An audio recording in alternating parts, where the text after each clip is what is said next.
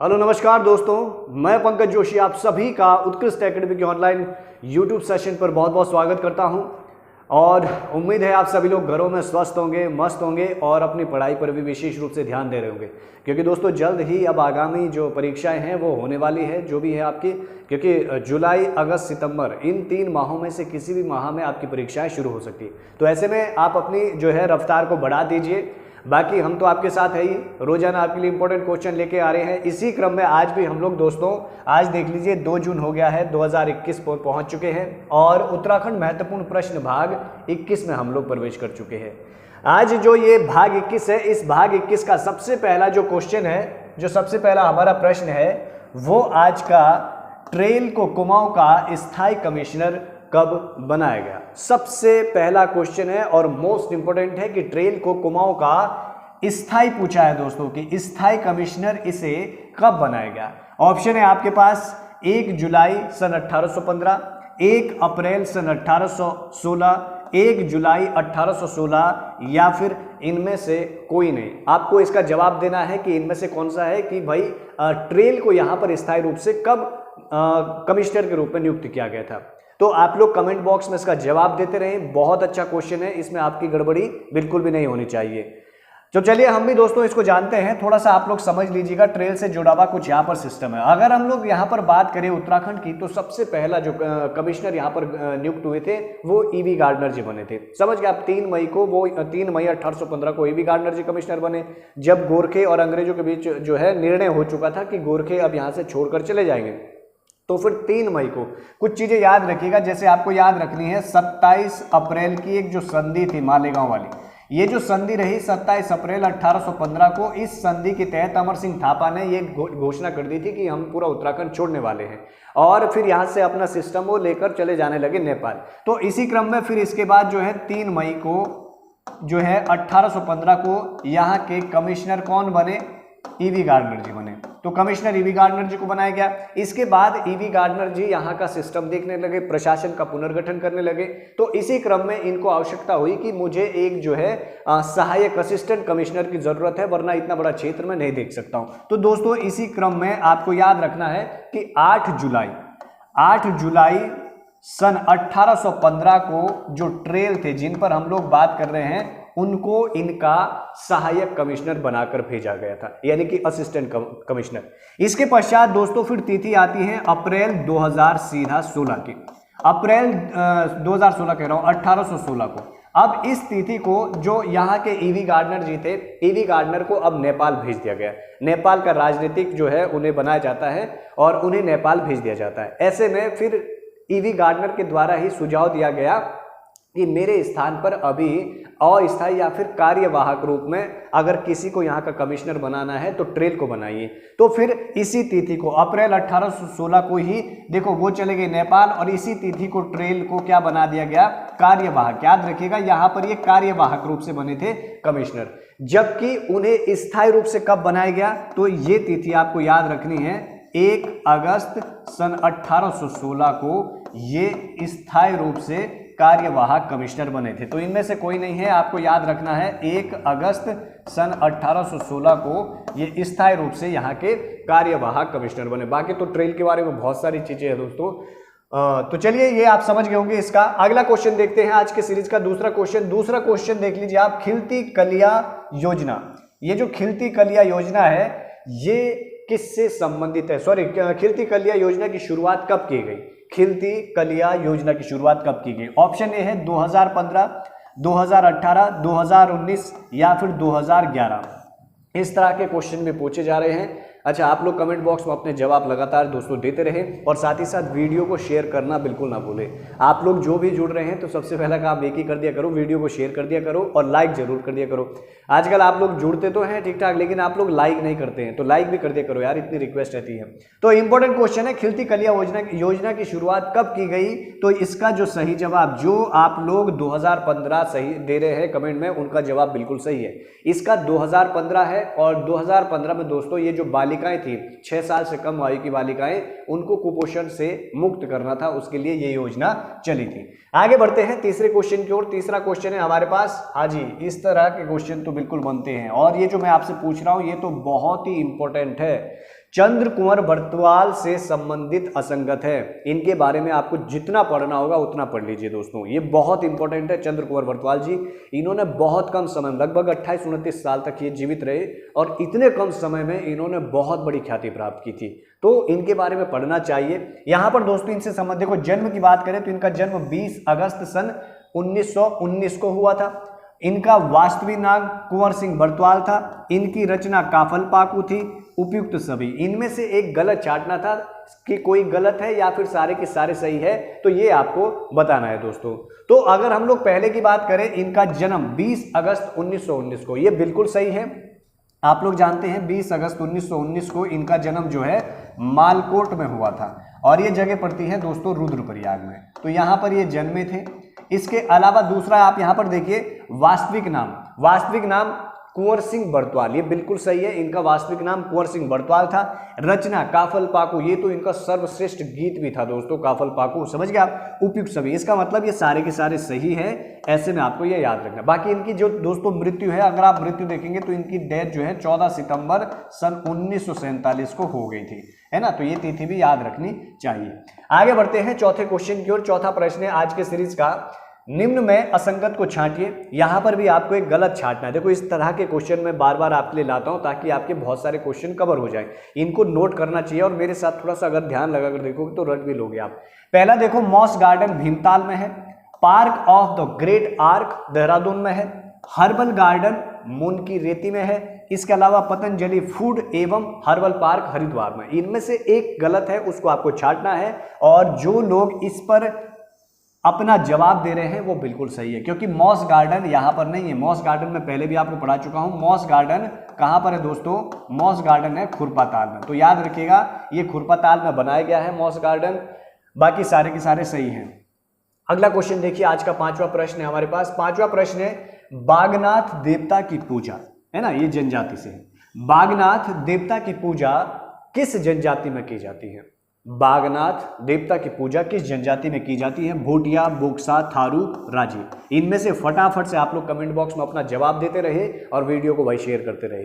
बागनाथ किस जनजाति के देवता है? बागनाथ जानवर है और थोड़ा सा तालमेल करना चाहिए। इनमें से कौन सी ऐसी जनजाति है जो प्रकृति की पूजक है? वैसे सारी प्रकृति पूजक है पर जो ज्यादा ही है, तो इसका राइट आंसर है राजी, है ना। आपने देखा होगा बागनाथ, गणनाथ, मलेनाथ, सेम, छुरमल, ये सारे के सारे इनके देवता है ना। बागनाथ, मलेनाथ, गणनाथ, सेम, छुरमल, सारे के सारे राज्य देवता के, राज्य जनजाति के ये देवता है। अगला क्वेश्चन देखिए, अगला क्वेश्चन है हमारे पास 6ठा क्वेश्चन। ये तो बहुत इंपॉर्टेंट है दोस्तों। खो नदी, खो नदी किस नदी की सहायक नदी है? आपको बताना है कि जो खो नदी है वो किस नदी की सहायक नदी है। ऑप्शन है गंगा की, भागीरथी की, रामगंगा की या फिर कोसी नदी की। इसका आप लोग जल्द से जल्द जवाब दीजिए कि खो नदी किसकी सहायक नदी है? गंगा की है, भागीरथी की है, रामगंगा की है या फिर कोसी नदी की। ये इंपॉर्टेंट क्वेश्चन है इस समय का दोस्तों। अगर आप लोगों का जवाब जिनका आ रहा होगा सी, वो लोग बिल्कुल सही कह रहे हैं। अगर थोड़ा सा मैं खो नदी का आपको तंत्र बनाऊं कि खो नदी किन दो धाराओं से संयुक्त मिलकर बनती है, तो आपने सुना होगा लंगूरगाड़, सिलगाड़। अगर हम लोग देखें लंगूरगाड़ और दूसरा सिलगाड़, ये है हमारी लंगूरगाड़ और ये है हमारी सिलगाड़। अब जो लंगूरगाड़ है दोस्तों, लंगूरगाड़ कहां से निकलती है? लंगूरगाड़ निकलती है हमारी द्वारिखाल से और जो सिलगाड़ है ये निकलती है हमारी कालूडांडा से, है ना। पौड़ी गढ़वाल की बात चल रही है और शिवालिक श्रेणी से निकलती। दोनों की दोनों कहां पर मिल जाती है? दुगड्डा में मिलती है, दुगड्डा, है ना, ये पौड़ी में है दुगड्डा। और याद रखिएगा लंगूर और सिलगाड़ मिलने के पश्चात ही इस नदी को दोस्तों खो नदी कहा जाता है।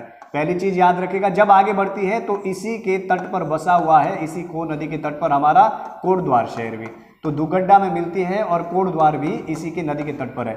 इसके बाद दोस्तों ये नदी सीधा यहाँ से कहाँ पर? यूपी में चले जाती है और यूपी में जो है नगीना, धामपुर और हफीजाबाद सीधा पहुंचती है।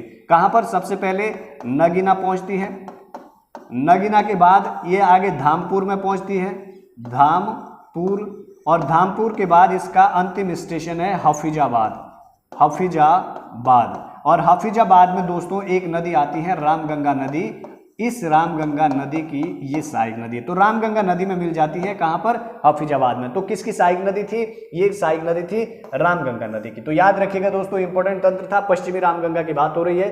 अगला देखिए 7वां क्वेश्चन है हमारे पास, टाइगर जलप्रपात किस जनपद में स्थित है। इसका तो जवाब 100% आपको आ भी रहा होगा। बहुत सारे लोग घूमने भी जाते होंगे टाइगर, बहुत ही खूबसूरत जलप्रपात है। अगर आप जाना चाहते हैं, जो देहरादून में रहते हैं, ज़्यादा दूर नहीं है, आप लोगों को चक्राता जाना है, और चक्राता से मुश्किल ये जो है लगभग 10 या 15 किलोमीटर की दूरी पर है। और टाइगर जलप्रपात इसलिए कहते हैं क्योंकि इसकी जो आवाज़ है इस झरने की, इस जलप्रपात की, वो बिल्कुल टाइगर की दहाड़ की तरह आती है और बहुत ही मजेदार है। आप लोग एक बार अवश्य जाएगा। तो इसका राइट आंसर दोस्तों मैंने पहले ही आपको बता दिया है, इसका देहरादून है। और मुझे पता है कि आप लोग सारे के सारे सही भी दे रहे होंगे इसका जवाब। तो इसका राइट आंसर है देहरादून। आगे बढ़ते हैं 8वें क्वेश्चन की ओर। 8वां क्वेश्चन है हमारे पास यहाँ पर भी आपको असंगत को छांटना है। निम्न में से असंगत को छांटिए। मैंने कुछ ताल दिए हैं, जैसे देवरिया ताल रुद्रप्रयाग में है, बयां ताल उत्तरकाशी में है, सुख ताल चमोली जनपद में है, द्रोण ताल चंपावत में है। यहां पर एक गलत है दोस्तों, इनमें से जोड़ा, उसको आपने कमेंट बॉक्स में देना है। जल्द से जल्द कमेंट करते रहिए, कोशिश कीजिए कि जो सबसे पहले कमेंट देने की कोशिश करे और सही जवाब देने की कोशिश करे, ना, तो इसका मतलब आपकी तैयारी और निखार आ रहा है, ये आप मानकर चलिए। तो चलिए इस क्वेश्चन की बात करते हैं। आप लोगों को दिख रहा होगा सिंपल सा ऑप्शन डी में, यानी कि द्रोण ताल, द्रोणगिरी भाई है ना, द्रोणाचार्य की। तो ये है उधम सिंह नगर। तो सिंपल सी बात, इनमें से जो डी है यहाँ पर चंपावत ये नहीं होगा, उधम सिंह नगर होगा। द्रोण ताल उधम सिंह नगर में हमारा।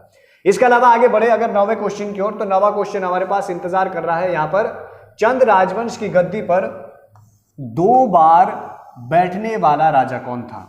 प्रद्युमन चंद, ज्ञानचंद, लक्ष्मीचंद या फिर इनमें से कोई नहीं। इसका जवाब आप अवश्य कमेंट बॉक्स में दीजिएगा कि चंद राजवंश की गद्दी पर 2 बार बैठने वाला कौन राजा था जिसे 2 बार सौभाग्य प्राप्त हुआ।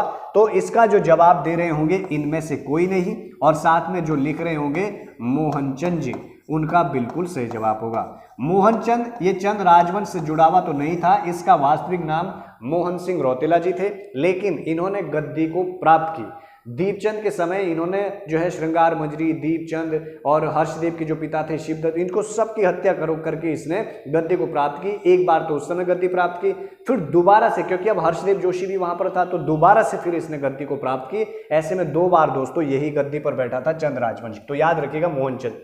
अगला क्वेश्चन देखिए हमारे पास 10वां क्वेश्चन है, लाल मंडी किले का निर्माण। ये तो दोस्तों हाल ही में किसी पेपर में भी पूछा गया था कि लाल मंडी किले का निर्माण किस चंद शासक के द्वारा करवाया गया।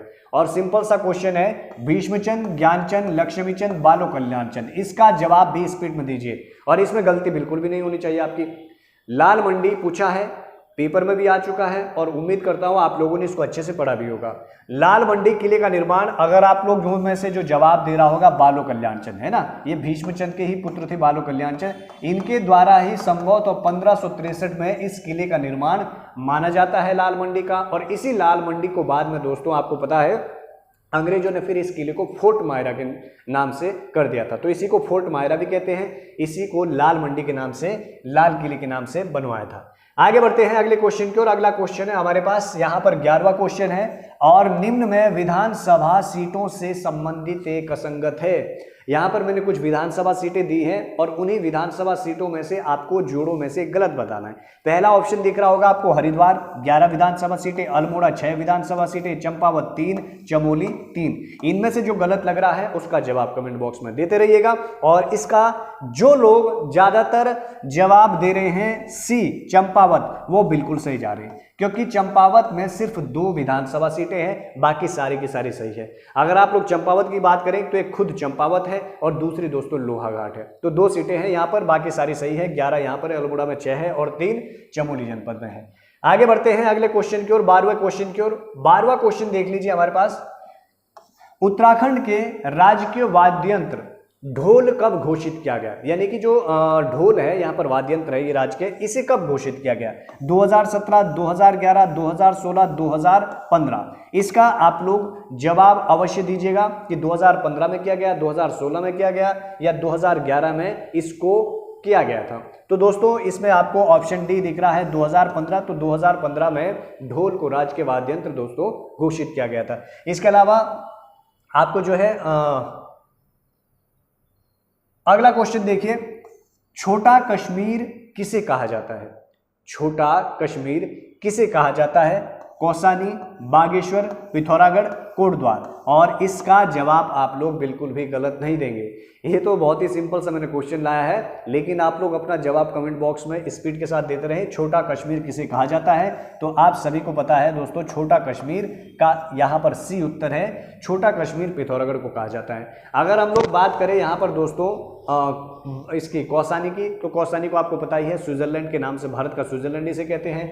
अगर हम लोग यहाँ पर बात करें बागेश्वर की, तो बागेश्वर को जैसे बागनाथ के अलावा वाकीश्वर, बागेश्वर, इसके अलावा व्याघ्रेश्वर, नीलगिरी, इन सभी नामों से बागेश्वर को जाना जाता है। समझ रहे आप? तो ये चीजें इस तरह से, इनके प्राचीन और उपनाम भी आपको पता होना चाहिए।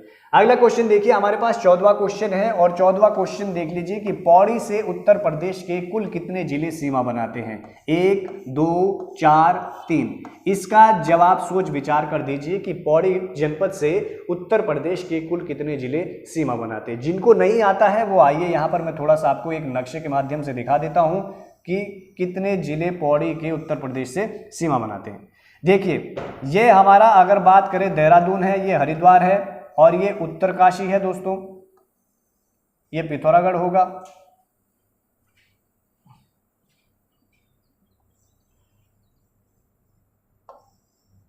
और ये मान लीजिए हमारा पौड़ी। ठीक है, ये वाला थोड़ा सा नक्शा गड़बड़ हो गया है, लेकिन हमको पौड़ी से मतलब लेना है, बस ये समझिए आप।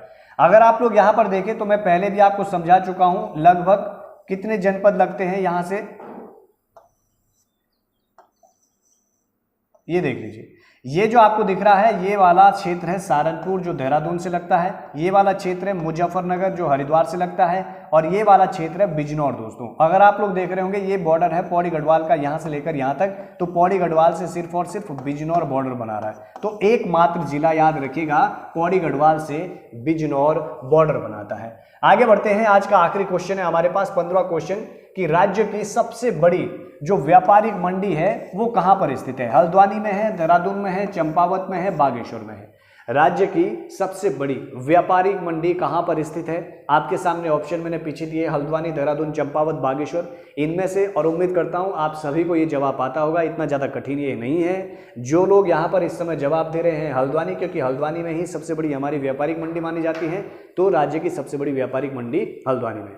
तो दोस्तों, मेरे जो आज के 15 इंपॉर्टेंट क्वेश्चन थे इसमें इतना ही है। बाकी मेरा हो गया है आपसे विदा लेने का समय। आपके बीच इस समय सुभाष सर आने वाले हैं, और सुभाष सर जो है इंपॉर्टेंट हिंदी के प्रश्नों को आपके बीच लाने वाले हैं। तो बाकी दोस्तों, घरों में रहिए, सुरक्षित रहिए। कल आपको इसी समय मिलेंगे। धन्यवाद।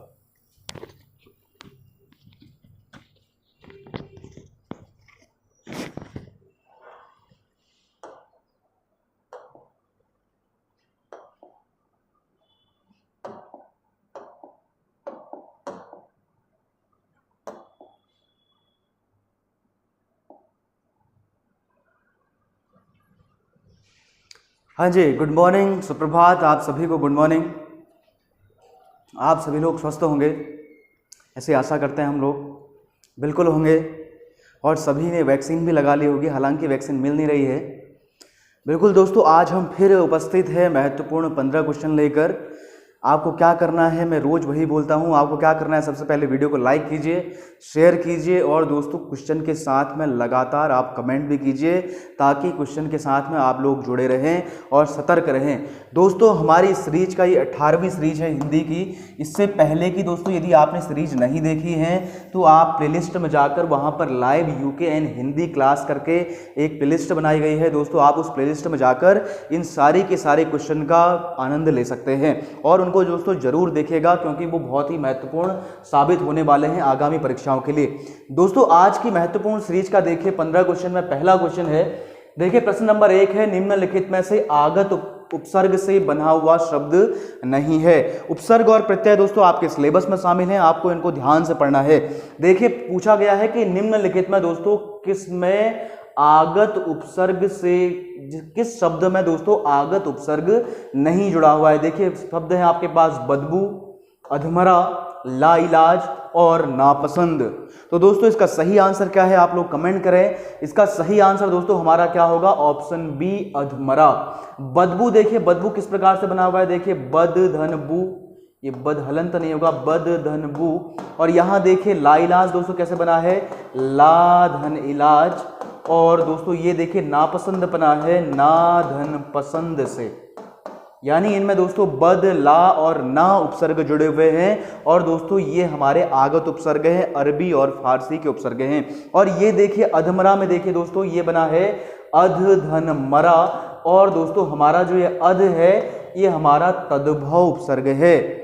उपसर्ग दोस्तों मुख्यतः हमें 3 प्रकार के देखने को मिलते हैं, तत्सम उपसर्ग यानी संस्कृत के उपसर्ग, तद्भव उपसर्ग यानी जिनका रूप दोस्तों चेंज हो गया है, और आगत उपसर्ग का मतलब है ऐसे उपसर्ग जो विदेशी मूल की भाषाओं से हिंदी भाषा में आए हैं। तो दोस्तों इसका सही आंसर हमारा हो जाएगा ऑप्शन ए, अधमरा।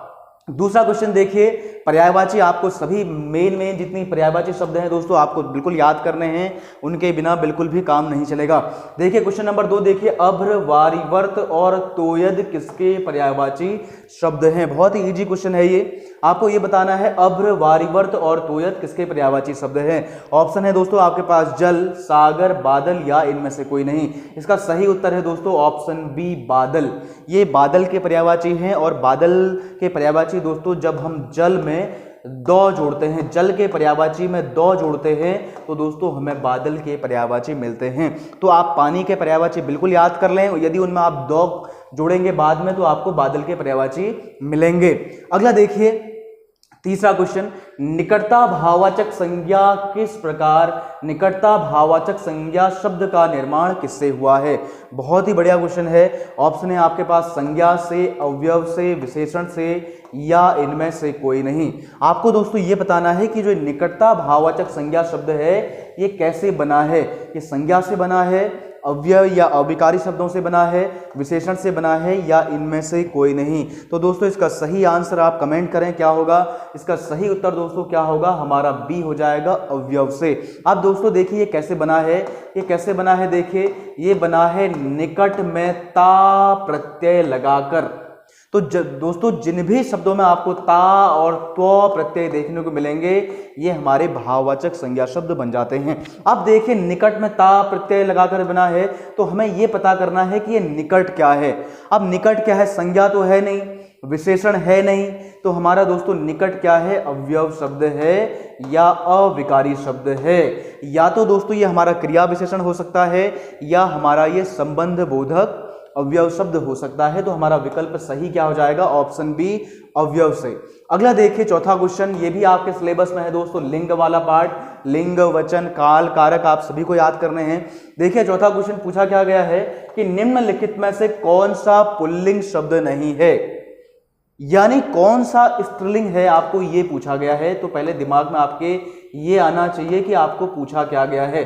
तो आपको इस क्वेश्चन के अंदर पूछा गया है कि निम्नलिखित में से कौन सा स्त्रीलिंग शब्द है या कौन सा पुल्लिंग शब्द नहीं है।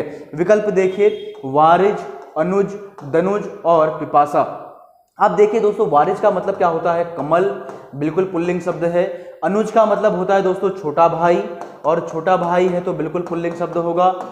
दनुज का मतलब दोस्तों होता है राक्षस, जो राक्षस होते हैं उनको दोस्तों कहा जाता है दनुज। और पिपासा का मतलब दोस्तों होता है तृष्णा या इच्छा। तो दोस्तों हमारा स्त्रीलिंग शब्द कौन सा हो जाएगा, ऑप्शन डी हो जाएगा, पिपासा हमारा बिल्कुल सही उत्तर है। अगला देखिए, इस प्रकार के क्वेश्चन लगातार पूछे जाएंगे, आप लोग तैयार रहे।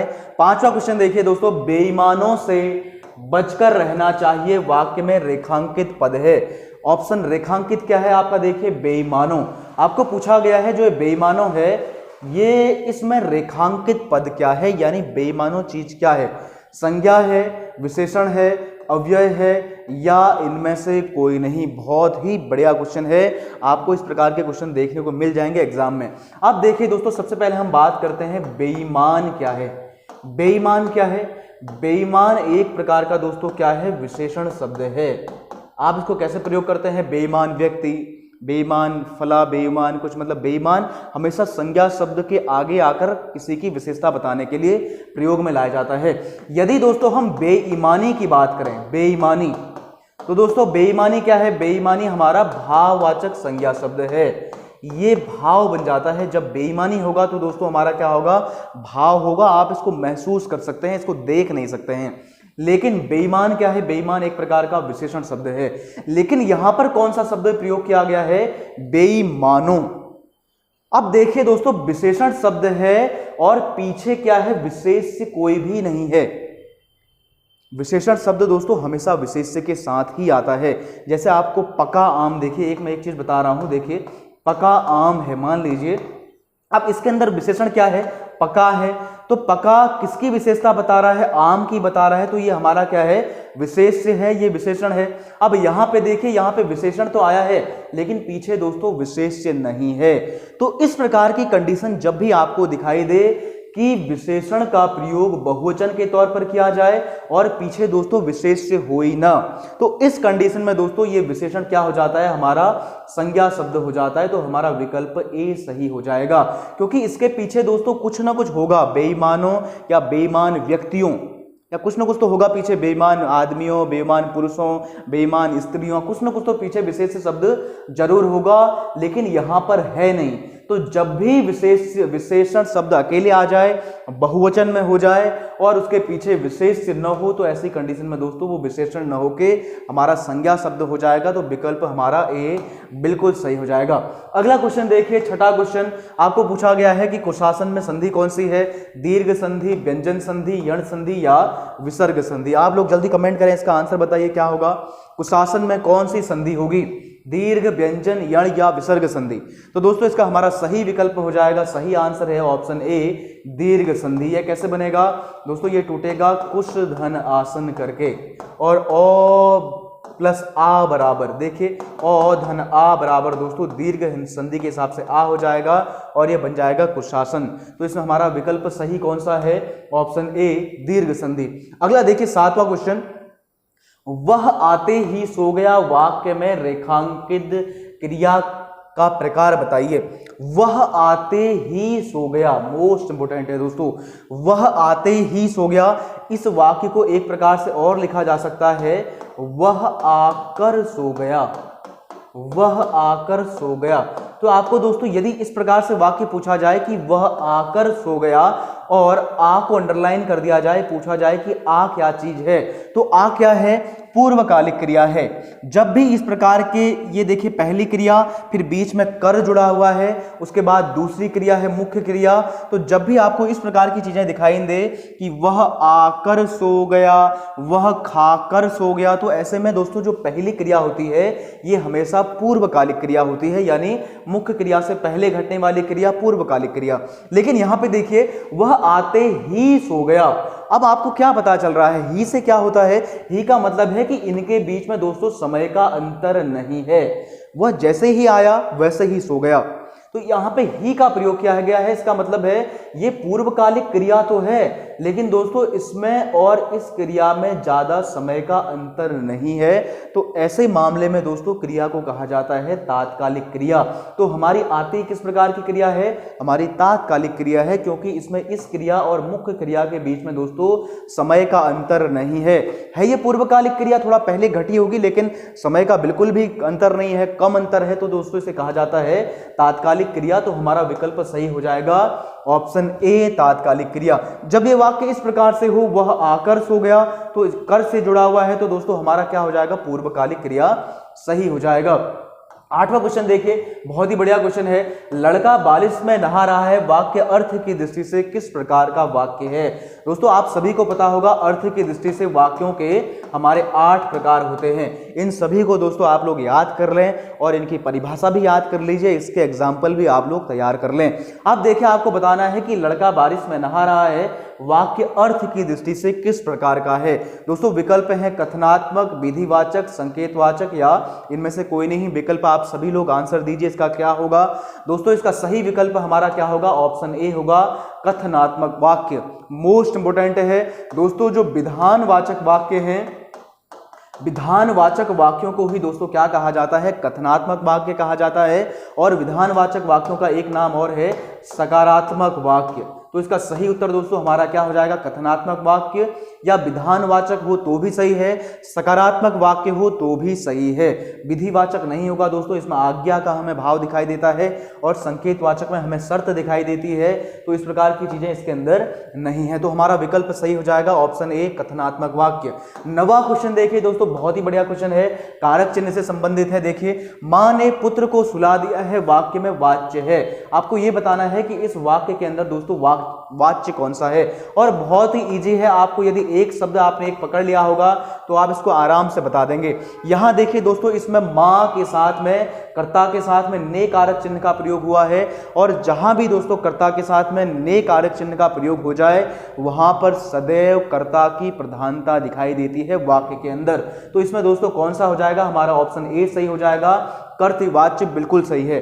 कर्तृवाच्य में दोस्तों क्या होता है, हमेशा कर्ता की प्रधानता होती है, कर्मवाच्य में कर्म की प्रधानता, और भाववाच्य में दोस्तों भाव की या क्रिया की प्रधानता हमें वाक्य के अंदर दिखाई देती है। तो हमारा विकल्प सही हो जाएगा दोस्तों ऑप्शन ए, कर्तृवाच्य। जहां भी आपको ने दिखे तो वहां पर दोस्तों हमारा कर्तृवाच्य बिल्कुल जरूर होगा।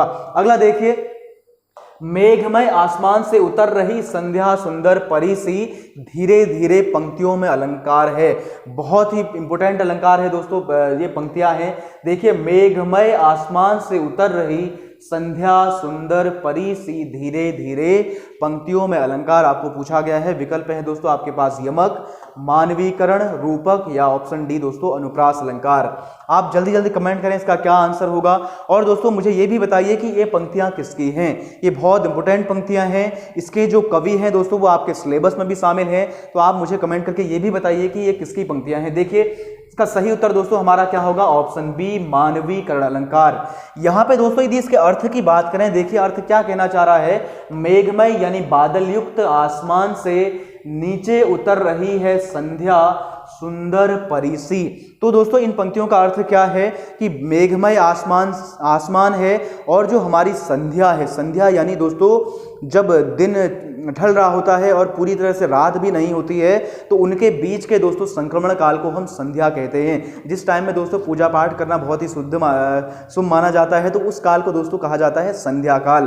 तो संध्या काल को दोस्तों कवि ने क्या बोला है, देखिए किस प्रकार से वर्णन किया है, उसकी तुलना दोस्तों परी से की है।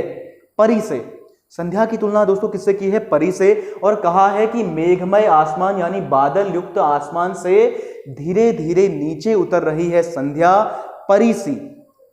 तो तुलना किससे हुई है, परी से हुई है। और दोस्तों संध्या कैसी चीज है, संध्या एक प्रकार की निर्जीव चीज है, या आप बोल सकते हैं जड़ चीज है, जिसमें आत्मा नहीं है, जिसमें जान नहीं है। और परी कैसी चीज है दोस्तों, परी सजीव चीज है, या आप बोल सकते हैं दोस्तों ये चेतन वाली चीज है, जिसमें चेतना है।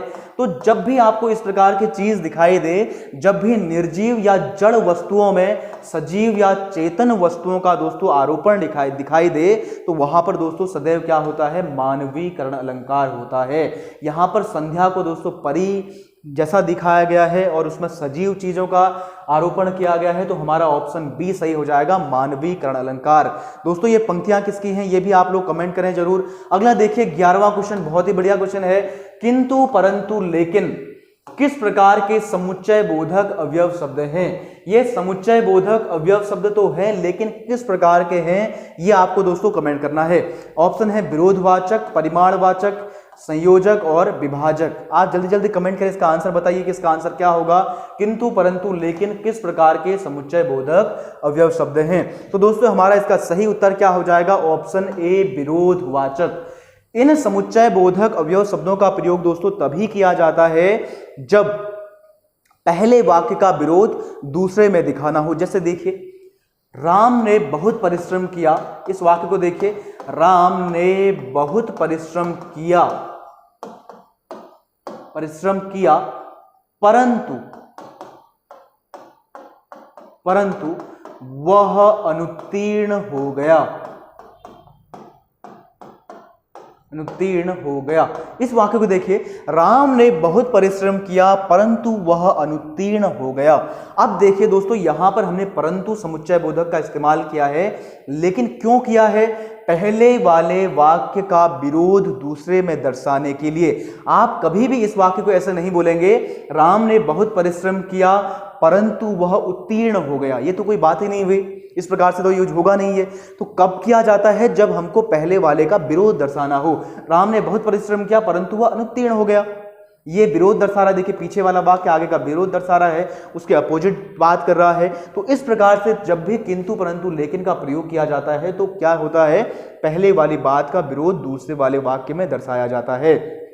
तो इसका सही आंसर दोस्तों हमारा क्या हो जाएगा? ऑप्शन ए, विरोधवाचक। अगला देखिए 12वां क्वेश्चन, बहुत ही बढ़िया क्वेश्चन है दोस्तों। प्रेमचंद्र को उपन्यास सम्राट कहकर किसने संबोधित किया था? तो इसको दोस्तों इसका सही उत्तर है ऑप्शन ए, शरद चंद्र चट्टोपाध्याय। ये बिल्कुल ही सही आंसर है दोस्तों, ऑप्शन ए। अगला देखिए 13वां क्वेश्चन, प्रेमचंद्र का मूल नाम क्या था? बहुत ही बढ़िया क्वेश्चन है। आपको यह बताना है कि प्रेमचंद्र का मूल नाम क्या था। प्रेमचंद्र दोस्तों उन्होंने बाद में रखा था नाम, उनका मूल नाम दोस्तों क्या था? हमारा ऑप्शन सी था, धनपत राय श्रीवास्तव उनका मूल नाम था। इस प्रकार के क्वेश्चन भी आपको पूछे जा सकते हैं क्योंकि प्रेमचंद्र आपके सिलेबस में है।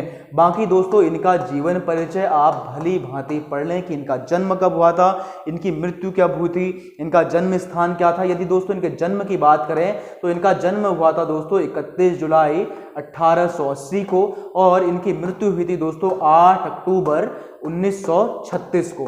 यदि दोस्तों इनके जन्म स्थान की बात करें, इनका जन्म स्थान था लम्ही गांव वाराणसी और इनकी मृत्यु भी दोस्तों लम्ही वाराणसी में ही हुई थी। ये लोग बाकी दोस्तों इनके बारे में बहुत डिटेल से चीज़ें हैं, इतना हम बात कर नहीं सकते हैं। कभी इनका दोस्तों हम विस्तार से एक वीडियो में कभी देखेंगे इनको। 14वां क्वेश्चन देखिए, सरस्वती पत्रिका की शुरुआत किस वर्ष हुई थी? दोस्तों बहुत ही बढ़िया क्वेश्चन है। आपके जनसंचार वाले पार्ट में दोस्तों पत्र पत्रिकाएं भी हैं, तो पत्र पत्रिकाएं भी हैं, यहां से भी लगातार क्वेश्चन आपको पूछे जा सकते हैं और पूछे भी जाते हैं। अब देखिए दोस्तों आपको बताना है, सरस्वती पत्रिका बहुत ही इंपॉर्टेंट पत्रिका है। जितने भी दोस्तों हमारे बड़े बड़े साहित्यकार हुए हैं उन सभी की कृतियां दोस्तों सरस्वती पत्रिका में जरूर छपी हैं। तो साहित्यकारों के जो खड़ी बोली हिंदी के साहित्यकार हैं दोस्तों, उनके उभार में, उनको आगे लाने में इस पत्रिका की दोस्तों बहुत बड़ी भूमिका थी। तो आपको यह बताना है कि इसकी शुरुआत किस वर्ष हुई थी। तो दोस्तों इसका हमारा सही आंसर क्या है? ऑप्शन ए, 1900 में। 1900 में दोस्तों इस पत्रिका की शुरुआत हुई थी और इसकी शुरुआत करने वाले दोस्तों एक व्यक्ति थे, उनका नाम था चिंतामणि घोष। चिंतामणि घोष दोस्तों इलाहाबाद में ये मालिक थे एक इंडियन प्रेस के। इनकी प्रेस का नाम था दोस्तों इंडियन प्रेस। तो इंडियन प्रेस इलाहाबाद के ये मालिक थे। इन्होंने जो हमारी नागरी प्रचारणी सभा है जिसकी स्थापना 1893 में की गई थी, उसकी सलाह पर दोस्तों, उसकी सुझाव पर इस पत्रिका की शुरुआत की थी वर्ष 1900 में। और दोस्तों इसके प्रारंभ में 5 संपादक लोग थे। उसके बाद श्याम सुंदर दास को इसका संपादक बनाया गया और बाद में आपको एक चीज़ और भी याद रखना है, 1903 में दोस्तों इसके संपादक बने थे महावीर प्रसाद द्विवेदी। तो इतनी चीज़ें आपको याद रखनी है। सरस्वती पत्रिका किसने निकाली थी? चिंतामणि घोष द्वारा निकाली गई थी। नागरी प्रचारणी सभा के सुझाव पर निकाली गई थी। इंडियन प्रेस इलाहाबाद से निकाली गई थी। और दोस्तों ईयर क्या है इसका? 1900 है। बाकी देखिए 15वां क्वेश्चन देखिए, आज का हमारा अंतिम क्वेश्चन है, समाचार लेखन के 6 ककारों में क्या शामिल नहीं है? समाचार लेखन के दोस्तों 6 ककार होते हैं। आपको ये बताना है कि इनमें से कौन सा उसमें शामिल नहीं है। तो दोस्तों हमारा जो ऑप्शन बी है ये 6 ककारों में शामिल नहीं है। कितना दोस्तों हमारे 6 ककारों में शामिल नहीं होता है?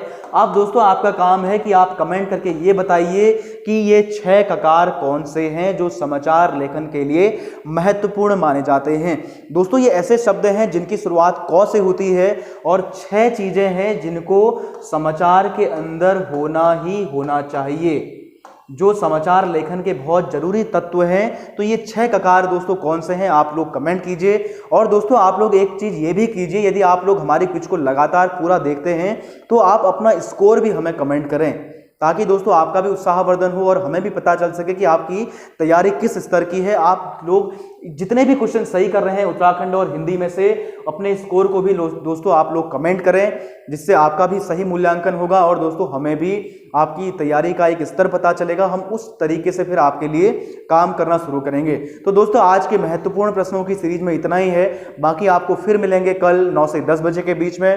तब तक के लिए दोस्तों आप लोग स्वस्थ रहिए और मस्त रहिए और अपनी तैयारी को बिल्कुल कंटिन्यू रखिए, क्योंकि एग्ज़ाम होने वाले हैं लगातार। बिल्कुल अपने समय को मत गवाइए, प्रोडक्टिव बनाइए। जितना सीख सकते हैं आप, एक दिन का टारगेट रखिए कि हम कितना सीख सकते हैं एक दिन के अंदर, तो बिल्कुल भी समय आपको व्यर्थ नहीं करना है। तो तब तक के लिए दोस्तों आपको कल मिलेंगे 9 से 10 बजे के बीच में। तब तक के लिए नमस्कार, धन्यवाद, जय हिंद, जय उत्तराखंड।